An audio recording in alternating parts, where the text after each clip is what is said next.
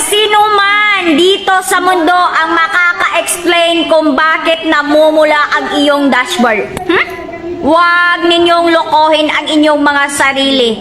Kahit milyon-milyon pa yan guys, namumula yan. Kahit araw-araw ka pang nagre-reels, kahit araw-araw ka pang mag-upload, kahit mangaway ka pa dyan ng mga kakaibang mga content creator, hindi yan magi-green, magre-red yan ng magre-red.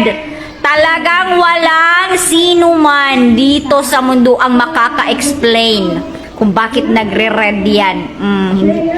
Yan ko lang na-realize na sabi nila, makipag-engage ka doon sa mga ibang content creator. Inubos ko na lahat ang oras ko buong araw magdabag. Halos namula na yung mga mata ko kaka-engage. Hindi pa rin. Si Mets lang. Si Mets lang lahat ang nakakaalam niyan kung bakit. Tapos sabi nila, mag-follow ka, tapos manood ka ng ibang content creator, tapos mag-like ka, mag-comment ka. Ha! Wala! Wala makaka-explain. Tigilan niyo ako.